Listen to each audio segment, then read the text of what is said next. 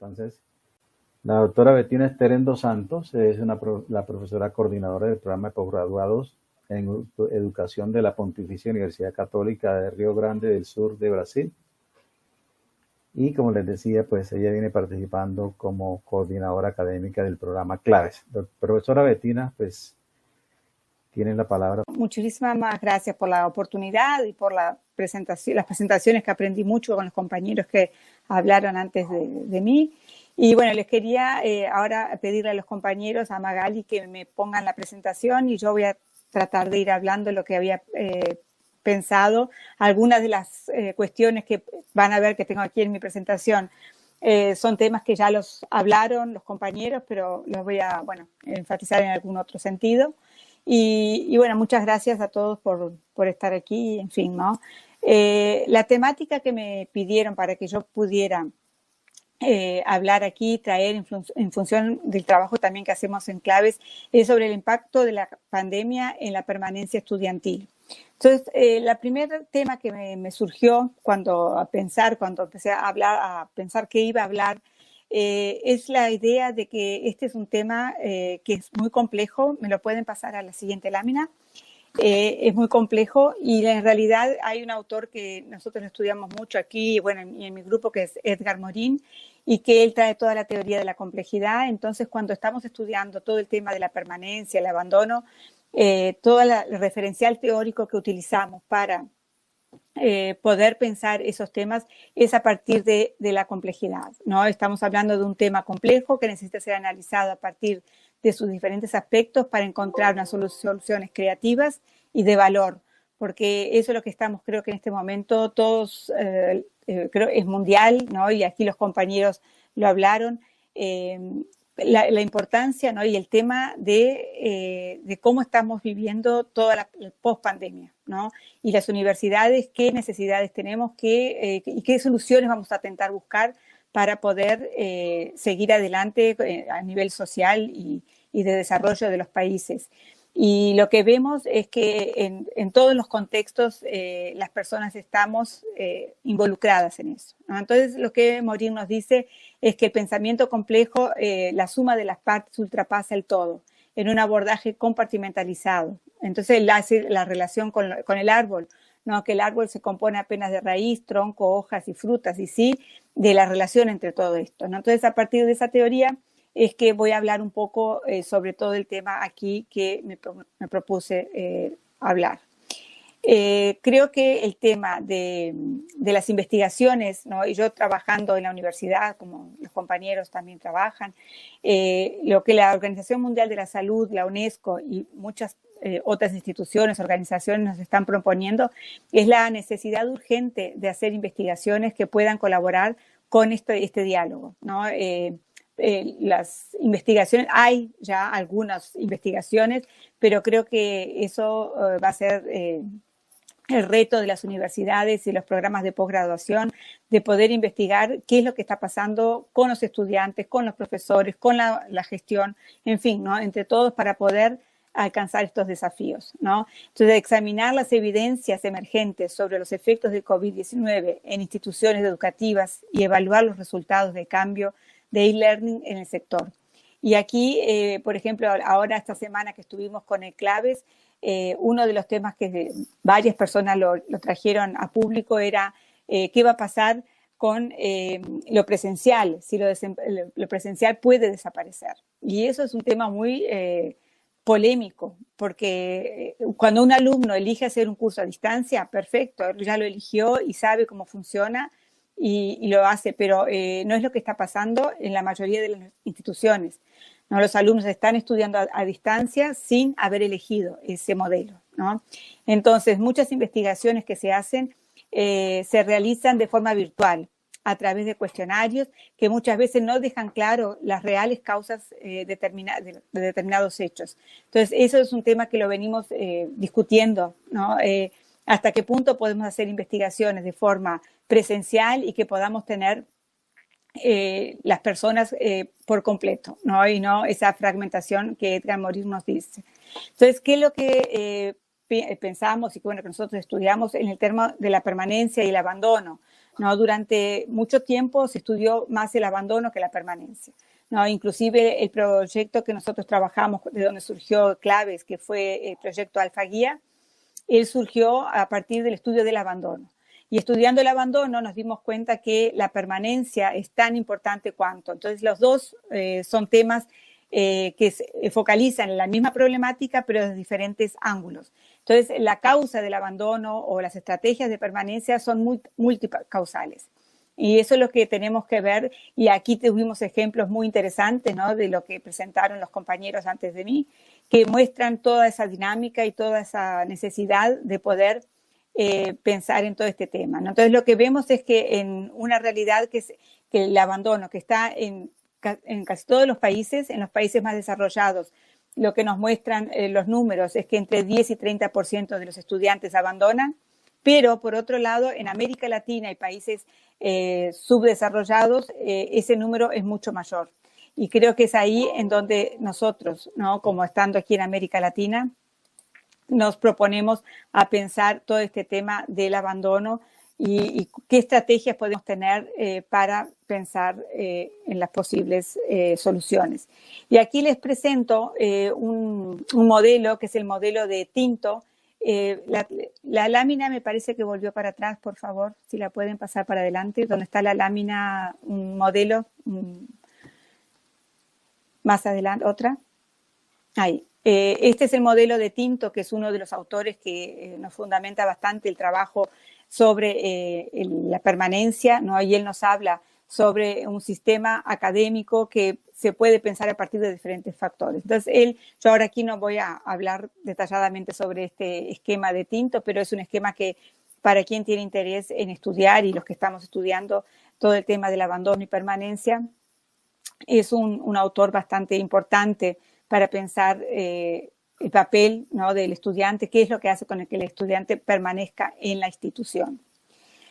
Entonces, lo que podemos ver, y ahora voy a hablar un poquito del tema de la pandemia específicamente, es que pensando, hay algunos temas que dicen que la pandemia nos trajo a pensar ciertas cosas, pero lo que podemos notar en relación a esto es que las verdades humanas y vivir y convivir con la incertidumbre que Morin nos trae en todo su referencial teórico es fundamental. Y eso ya lo venía diciendo de mucho tiempo antes de la pandemia.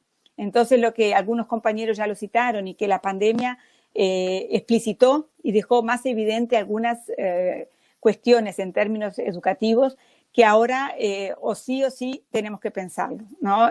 Yo puedo hablar por mi universidad que prontamente se pasó al trabajo remoto, ¿no? ¿Y qué pasó? Ahora los alumnos están en un dilema de que quieren volver y no quieren volver.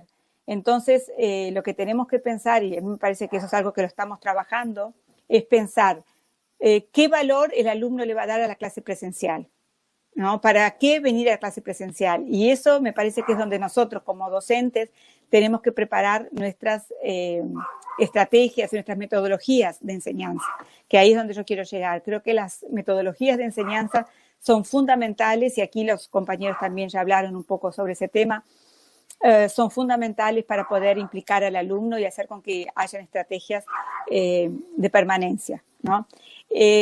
Hablando y haciendo las investigaciones que estamos haciendo sobre cómo los alumnos aprenden en la educación superior, varios de ellos nos pusieron el tema del exceso de información recibida, ¿no? Entonces, son algunos temas que la pandemia trajo, ¿sí?, a los estudiantes, y el tema también de la gestión del tiempo, porque es lo que dicen, que están muy con poca atención al tema de los estudios, a las lecturas, a lo que hay que hacer para tener una formación profesional más cualificada, ¿no? Entonces, la gestión del tiempo también son muchas clases que son aglomeradas y tareas para cumplir, que hay muchos trabajos que los alumnos están haciendo y que les exigen, ¿no? Y eso es un tema que es bastante común en las universidades, que al pasar a clases híbridas y a clases remotas, muchos profesores empezaron a pasar muchas actividades, ¿no? Entonces creo que eso es un tema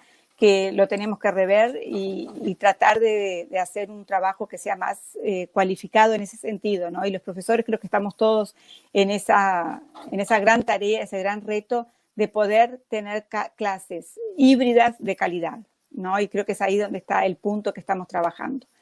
En la próxima lámina estoy presentando aquí, yo separé en algunos aspectos negativos y positivos de la pandemia en relación al trabajo universitario. Y aquí, por ejemplo, el profesor Juan Manuel también habló un poco sobre este tema con bastante propiedad, de qué es lo que está pasando con los estudiantes. Muchos se sienten nerviosos, sobrecargados, abandonar situaciones de aprendizaje por falta de atención, menos desempeño, sentir que el aislamiento disminuye la interacción con los otros, y eso creo que es un tema muy polémico en cómo en las universidades se organizan las redes, los networks de trabajo, y que al no estar presencial eso se está haciendo mucho más difícil, ¿no? Ver cómo eso afecta el esfuerzo y la retención para aprender, la sensación de dispersión, violencia simbólica virtual y ansiedad. Creo que ahí hay una serie de cuestiones que me parece que, como el profesor Juan Manuel habló, tenemos que darle mucha atención a todo el tema afectivo, socioafectivo en las universidades, ¿no? Aquí hay un texto que es de Hernández y Sancho de la Universidad de Barcelona, que ellos salió ahora hace poquito sobre el tema de cómo aprenden los alumnos y cómo están aprendiendo con la pandemia. Y ellos afirman que la falta de concentración no es un factor determinante en la pandemia, pero sí una decisión personal. Y ahí esto es un tema muy polémico, porque la decisión es personal realmente, pero el contexto en que están viviendo tanto los alumnos como los profesores es muy polémico. Y eso creo que en muchas situaciones, por más que sea una decisión personal, implica toda la relación que existe en el contexto que la persona está viviendo. Ellos también observan que es importante entender cómo los dispositivos digitales capturan y dispersan la atención y dificultan la concentración. Entonces, creo que hablar de las tecnologías educativas, y como la profesora recién sobre Finlandia habló, ¿no?, sobre la tecnología que ayuda a pensar, es ahí, yo creo, donde las tecnologías nos tienen que ayudar a desarrollar nuestros sistemas educativos, ¿no? Cómo los estudiantes están utilizando las tecnologías y las que están surgiendo nuevas, cómo los profesores saben cómo utilizar y cuáles utilizar. Entonces creo que tenemos un gran reto por delante para poder cualificar todo nuestro trabajo, ¿no?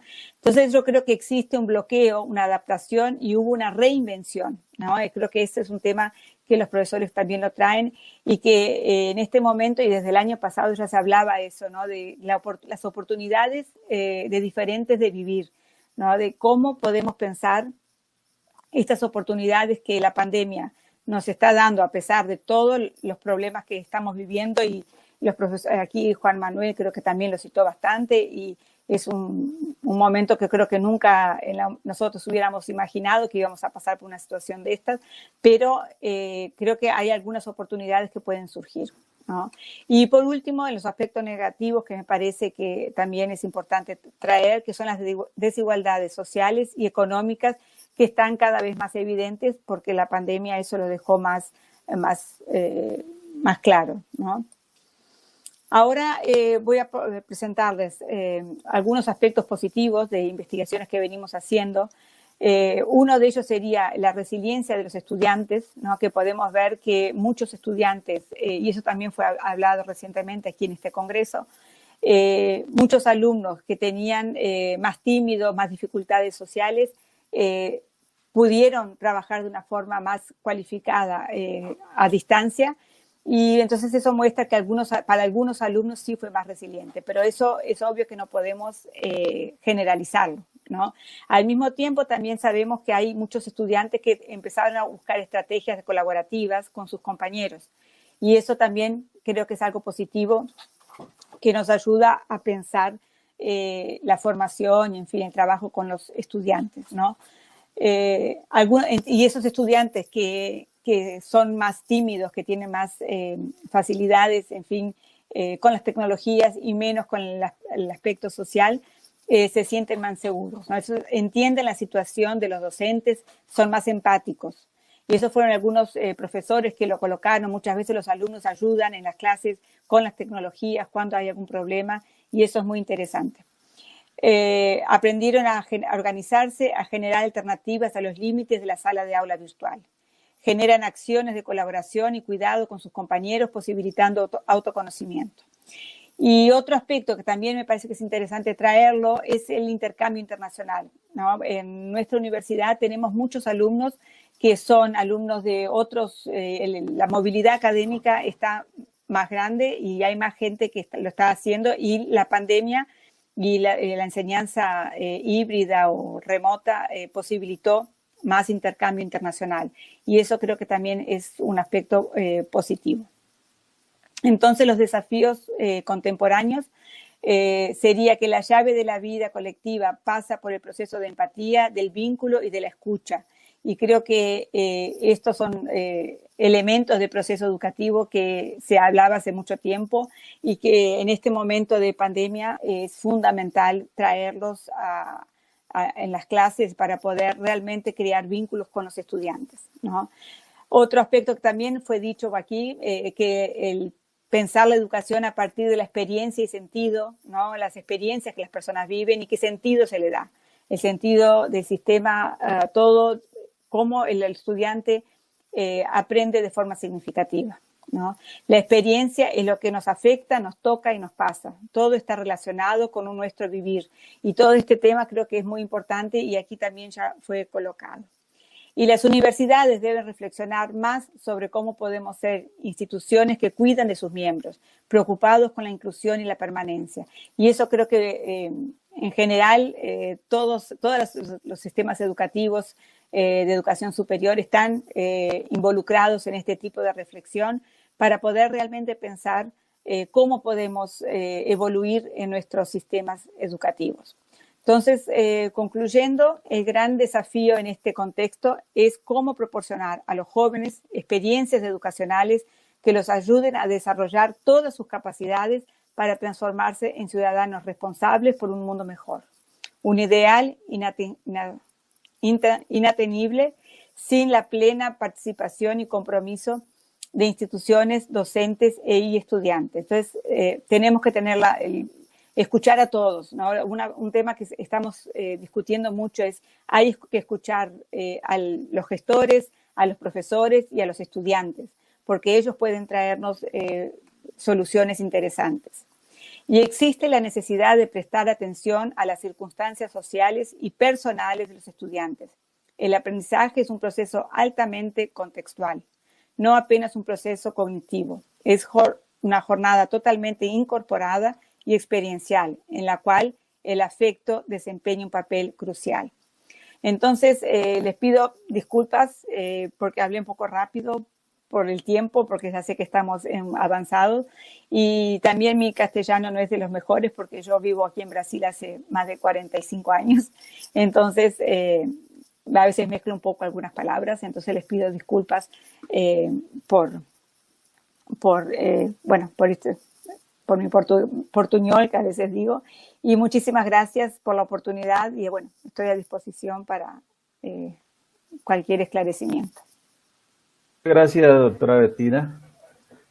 No veo aquí preguntas del público, pero quiero agradecerle de todas maneras por el esfuerzo que hizo para podernos acompañar en este evento.